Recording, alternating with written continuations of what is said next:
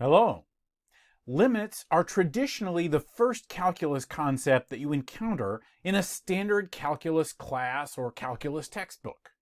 And they're important not so much for their own sake, but because so many other calculus concepts, like continuity, derivatives, integrals, infinite series, are defined in terms of limits. So in this video, I'm going to start talking about what limits are and how to find them. So in general, limits are written like this. You've got some function f of x, and then some number c that x is approaching. And so you write this by writing lim, which stands for limit. Below that lim, you write your variable x, and then an arrow, and then the number that x is approaching, and then you put the function. So some specific examples of this would be the limit as x approaches 7 of x plus 1. Here the function is x plus 1 and the number that x is approaching is 7. The limit as t approaches 10 of 2t. Here the variable is t rather than x, but that doesn't really make a difference. And t is approaching the number 10, and we want the limit of the function 2 times t.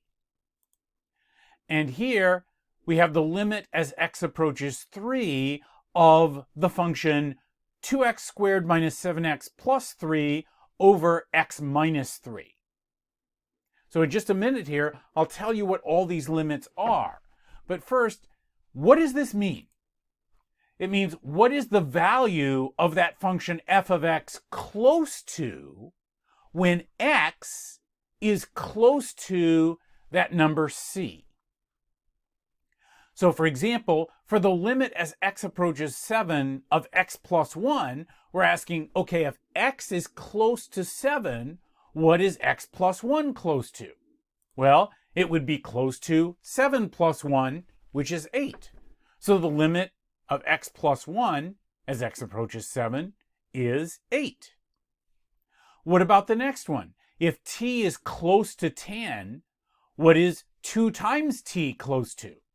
Well, it's close to 2 times 10, which is 20.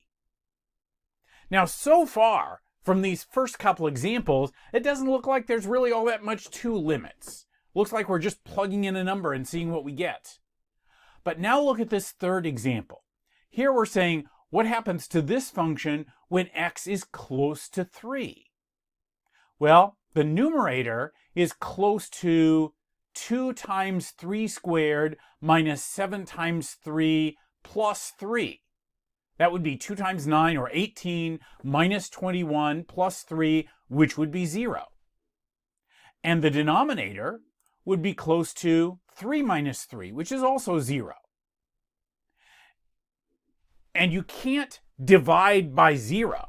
So if I said, what is 0 over 0, you would just have to say, well, it's undefined. It isn't really anything. It doesn't have a value. But remember, we're talking about what happens when x is close to 3.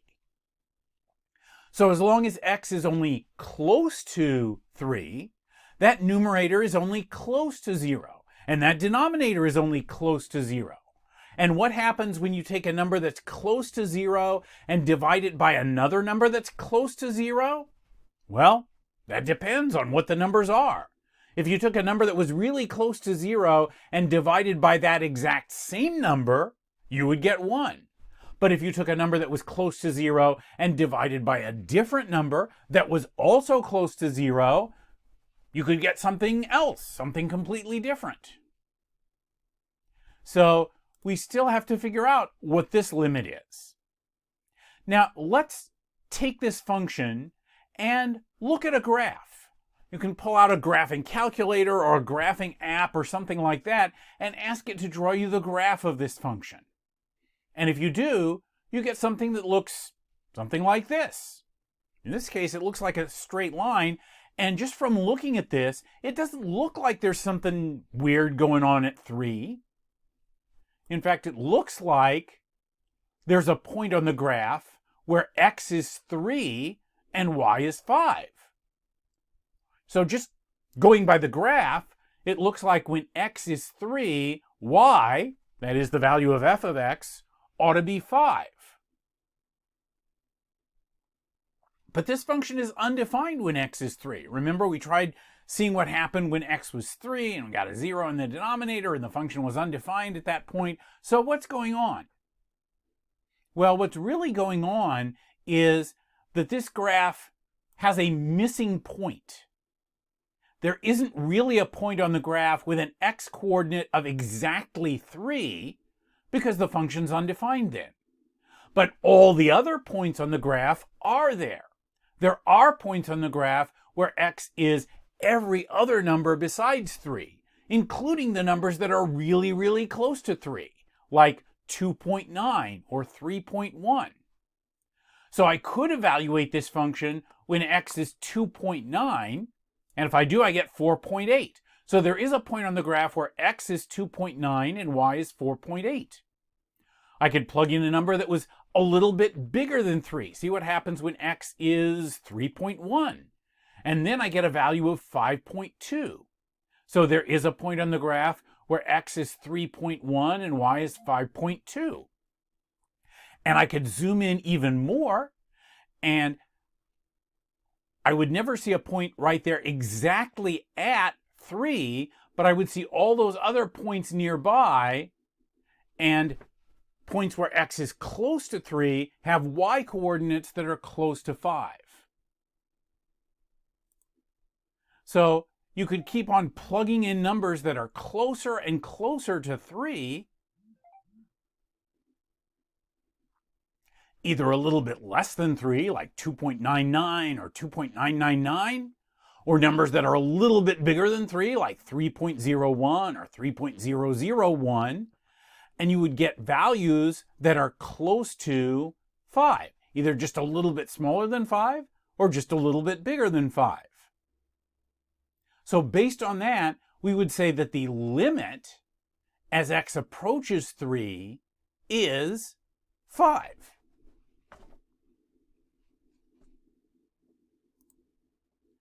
Now look what's really going on here. We can take that numerator, that 2x squared minus 7x plus 3, and it is factorable. We can factor it into 2x minus 1 times x minus 3. Now, as long as x is not quite 3, x minus 3 is not 0. And we can divide by it as long as it's not 0. So we can take this fractional expression and divide the numerator and the denominator both by x minus 3 and reduce it to just plain 2x minus 1.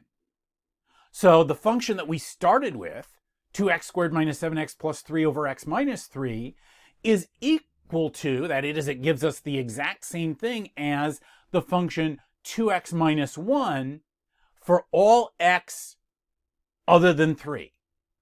The only difference between these two functions is that the first one is undefined when x is 3, and the second one isn't. But for any other x besides 3, they're both defined and they both give the exact same value. So they agree on what should happen when x is close to 3. And since they agree on what happens when x is close to 3, we might as well look at the simpler version, the 2x minus 1. So if you look at what happens to 2x minus 1 when x is close to 3, well, it would be close to 2 times 3 minus 1, which would be 5. Now, this kind of analysis is something that I'm not going to do much more with in this particular video, but it is kind of the standard way that people evaluate limits in calculus. So I will come back and do more of this kind of thing in a future video. For now, let me say another way to think about it is if we're talking about x's that are close to 3, x approaching 3 means x is getting really, really close to 3. So we could say x isn't exactly 3, but it's 3 plus or minus some small amount, some little tiny bit. So it's either a little bit less than 3 or it's a little bit bigger than 3. It's 3 plus or minus s. Think of s as standing for small. So the s here stands for some small amount, maybe just a little bit bigger than 0. So what happens if we take that, not 3, but 3 plus or minus some small amount, and plug it into our function? Well, we get 2 times 3 plus s squared minus 7 times 3 plus s plus 3 on top over 3 plus s minus 3 on the bottom. And here I just plugged in 3 plus s instead of 3 plus or minus s to make things look a little simpler. That's not going to really affect what we get. So multiplying this out, first of all, 3 plus s, if you square that out, you get 9 plus 6s plus s squared. And then that all gets multiplied through by 2, so we get 18 plus 12s plus 2s squared. Then minus 21 minus 7s plus 3. And on the bottom, 3 plus s minus 3 would just be s. Now we can combine like terms on top. The 18 minus 21 plus 3 just adds up to 0. The 12s minus 7s adds up to 5s. And then we also have plus 2s squared. So the numerator is 5s plus 2s squared over a denominator of s. And if we divide through by that s, and remember s is not 0, but it's a very, very small number, maybe just a little bit more than 0. But we can divide through by the s. 5s divided by s is just 5, and 2s squared divided by s is 2s. And so this simplifies down to 5 plus 2s. But remember, we said s was a really, really small number. So 2 times s is still going to be really small. It's going to be really close to 0. And so 5 plus 2s is going to be really close to just plain 5. If s is small, then 2s is small, and 5 plus 2s isn't very much different from just 5. The smaller s is, the smaller 2s is, and the closer 5 plus 2s is to just plain 5. And this kind of approach is the idea behind the formal definition of limits, which I won't show you in this video, but I plan to talk about in a future video. But for an informal definition, here's the idea of limits. You've got a number for x to approach, and you've got a function. And that function may or may not be defined at that number. That is, f of c might be undefined, or it might be defined. But the function does have to be defined for all other x near c. In the example we were looking at, we had a function that was undefined when x was 3, but it was defined for all the other x's close to 3. So in a situation like that, we can talk about the limit as x approaches c of f of x. So sometimes that limit will exist, and sometimes it will not. But if it does exist, it's going to be some particular number, L. And for the limit to be L means that the values of that function f of x are close to that limit number L whenever x, the variable that it's a function of, that it depends on, whenever x is close to, but not necessarily equal to, c, the number that x is approaching. So the key idea behind limits is that the limit as x approaches c does not depend on what happens when x equals c, but only on what happens when x is close to c. So f of c might be undefined, but the limit could still exist. That's kind of the whole point of limits. It kind of allows you to fix a function, repair it if it does have a bad point when it's undefined. And I have made another video where I talk a little more about that and give an analogy to that. So I'll put a link to that in the description.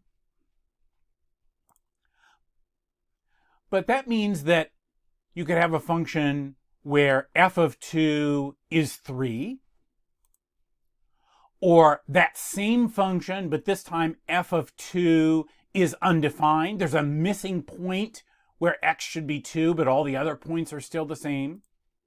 Or you could have a function where f of 2 is -1, but all the other points are still the same. So it looks like f of 2 should be 3. There should be a point here, but instead the point is missing there and it is down here. So in the first graph, f of 2 is 3. In the second graph, f of 2 is undefined. In the third graph, f of 2 is -1. So they all have different things happening right when x is 2. But aside from that, they're the same. They all agree on what happens when x is close to 2. They all say, okay, if x is close to 2, the y coordinates are all close to 3. So we can say in each one of these that the limit as x approaches 2 of that function is 3. Here's another example, another function we can look at. This function is f of x equals the sine of x over or divided by x itself. And in calculus, the sine of x always refers to the sine of x radians. So the trigonometric functions that we work with in calculus are all in terms of radians. And with this function, if we just plug in 0, we're going to get a division by 0 error. F of 0 would be undefined because it would be something over 0. In fact, it would be 0 over 0 because the sine of 0 is also 0. But the limit as x approaches 0 of this function might still exist. How can we tell? Well, we can get evidence, not proof, but a pretty good idea by, well, one way is by calculating specific values of this function with x close to 0. We can't evaluate it when x is equal to 0, but we can evaluate it when x is something else that's really, really close to 0, either just a little bit more or a little bit less. And based on that, we might be able to tell what happens when x gets closer and closer to 0. Or another thing we could do to get some evidence and get an idea of what's going on is look at the graph of this function. Specifically, look at points on the graph where x is close to 0 and see if we can tell what the y coordinates are close to. So let's do both of those things and see if we can figure out what the limit as x approaches 0 of sine of x over x is. So here, and if you want to get a table of values of a function, there's different ways of doing it. You can do all the computations by hand, but of course if you have a graphing or programmable calculator, you can use that. There's apps you can use. And for this, I have used Excel, a spreadsheet program like Microsoft Excel. You can put the x values in one column and then in the next column tell it to take the number in this column, take the sine of that and divide by that number itself. So that's what I've done here to find values for this function when x is both a little bit less than 0 and a little bit greater than 0. And it looks like when x is really, really close to 0, what we get for the sine of x over x is really, really close to 1. It's 0.999 something. That's just a little bit less than 1. And what if we look at a graph?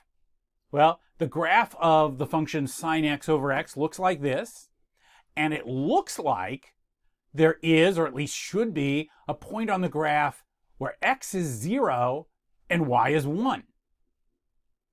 Now, really, there isn't a point right there where the x coordinate is exactly 0, but it looks like there is, or at least like there should be, because there are points on the graph for all the other x's that are really, really close to 0.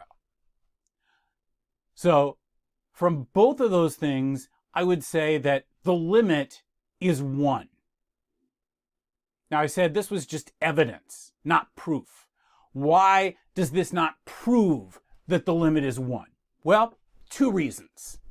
One reason is these numbers are close to 1, but they're also close to other numbers that are close to 1. Just looking at these numbers or at the graph, I can't tell whether the limit is 1 exactly or whether it's something else like 0.9999999999997.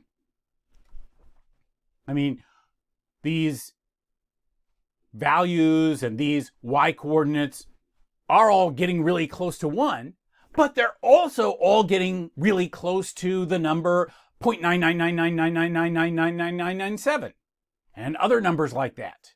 So I can't tell exactly what the limit is just by doing calculations like these or looking at the graph, because I can't tell the difference between different possibilities that are really, really close together.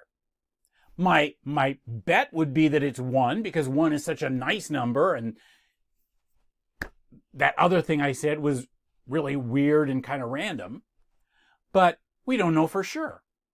And the second reason this is only evidence and not proof is that without doing further calculations, I don't know for sure that something completely different doesn't happen when we get even closer to 0. I mean, numbers like 0.0001 are pretty close to 0, but you can get closer to 0 than that, like 0.000001 or 0.00000001. And I don't know from what I've done here that when x is something like that, we still get values that are close to 1. We might get something completely different happening. Probably not, but we don't know for sure. So that's why this is only evidence and not proof. Now it turns out that it is in fact true, that this limit is in fact 1. It gets a little bit complicated to actually prove that, but it can be done. So let's look at some more examples of finding limits graphically. So in these examples, see if you can tell what each limit is by looking at the graph of the function. So what you're looking for is whatever number x is approaching, look at the point on the graph where x is that number and think about what the y coordinate of that point is, or looks like it is, or looks like it should be based on the other nearby points. So in this example, our function is f of x equals negative 2x cubed plus 5x over x. And we got a couple different limits to look at. What's the limit of that function as x approaches 0? Notice this function would be undefined if x equals 0, because we'd have a 0 in the denominator. But it is defined for all the other x's that are close to 0. And looking at the graph, it looks like when x is 0, y should be 5. There's really a missing point right there at 0, but you can't see it because all the nearby points are there. So it looks like the limit is 5, because that's what y should be based on the graph when x is 0. And what about the limit of that same function as x approaches negative 1? Well, again, looking at the graph, it looks like when x is negative 1, y should be 3. And so that's the limit as x approaches negative 1. Now, in this case, we can actually plug in negative 1. This function is defined when x is negative 1, and it does have a value 3. So that point actually is on the graph. So the limit can exist whether the function is defined or not. Next example, our function here is the square root of x minus 1 over x minus 1. And I want to know what's the limit of that function as x approaches 1. So looking at the graph, when x is 1, y looks like, well, I can't tell exactly, but it looks like about 1/2, about halfway up between where y is 0 and where y is 1. So based on that, my best guess is that the limit is 1/2. I can't tell whether it's exactly 1/2 or just something else close to that, but that's my best guess. By the way, it turns out that is right. The limit is 1/2. But I'm not going to exactly prove that or show you other than just saying, well, that's what it looks like on the graph, because that's what we're focusing on right now. Now, what about this one? Here, the function h of x is 8 if x equals 3 and 2 otherwise, if x is something other than 3. Kind of a weird function, but it's my function. I can define it however I want. It does whatever I say it does. So what it does is, if you plug in any number other than 3, it gives you back a value of 2. But if you plug in 3, it gives you a value of 8. So what's the limit as x approaches -1? Well, on the graph, when x is -1, y is 2. And that's what the limit is. Now what's the limit as x approaches 3? Well, on the graph, there is a point with an x-coordinate of 3. It's up here with a y-coordinate of 8. But that's not what we're looking for the limit. The limit isn't where the point is. The limit is where the point should be to match all the other points nearby. So if we covered up what was happening right at 3 and just looked at all the other points nearby, we'd think, oh, there ought to be a point right there with a y-coordinate of 2. If x is close to 3, y is close to 2, so that is what the limit is. So even though h of 3 is 8, the limit as x approaches 3 of h of x is 2. So the limit isn't what you get when you plug in that particular number. It's kind of what you should get based on what you get when you plug in numbers that are close to that number. Here, the function that we're looking at is x minus 5 over x minus 6. So first, what's the limit as x approaches 7? Well, from the graph, it looks like it ought to be 2. What's the limit as x approaches 5? On the graph, it looks like 0. And what's the limit as x approaches 6? Well, there is no point on the graph when x is 6. And if you look at the points where x is close to 6, well, if x is just a little bit bigger than 6, the y-coordinate is way the heck up there. And if x is a little bit less than 6, the y-coordinate is way down there. And there's no way of plugging the gap.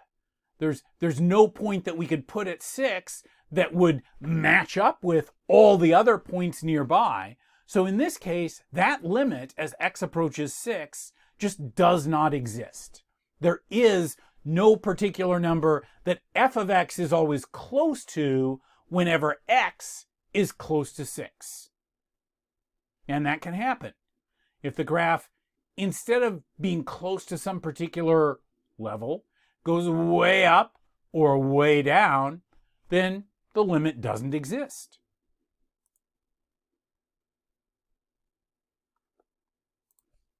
Now, how about this? This is a piecewise defined function, defined in separate pieces. So this function, you plug in a number for x, and if that number is greater than or equal to 0 but less than 1, what you get out as the value of the function is 2x, 2 times the number you put in.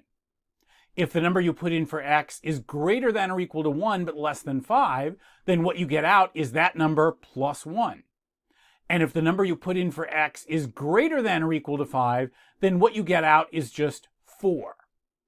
Again, it's my function, so it does whatever I say it does. I can define it however I want. So what is the limit of this function as x approaches 1? Well, based on the graph, I would say that is 2. What's the limit as x approaches 3? 4. All the points that on the graph that have x coordinates close to 1 have y coordinates close to 2. And all the points on the graph that have x coordinates close to 3 have y coordinates close to 4. Now, what about the limit as x approaches 5? Well, that limit does not exist. Some of the points on the graph with x coordinates close to 5 have y coordinates close to 4. But other points on the graph with x coordinates close to 5 have y coordinates close to 6. So they don't agree. There's not just one particular number that all the y coordinates are close to whenever x is close to 5. It's one thing on one side and something completely different on the other side. So that's why this limit does not exist. So in this video, I've tried to introduce the idea of limits and talk about how we figure out what a limit is by looking at a graph and maybe also by doing some calculations, plugging in some numbers close to the number that x is approaching. But what we still need to talk about, how do we find limits analytically and know for sure exactly what the limit of a particular function is? That's the kind of thing I was showing you when I was factoring the numerator and dividing out the common factor and then looking at what happened when x approaches 3. So I do need to talk more about that. So I'm going to have another video where I go into how that works. And what is the official formal definition of limits? And what does it mean? And how does it work? I want to make another video where I address that and show you how that works. So thanks for watching this video, and I hope to come back soon with the rest of this. Bye for now.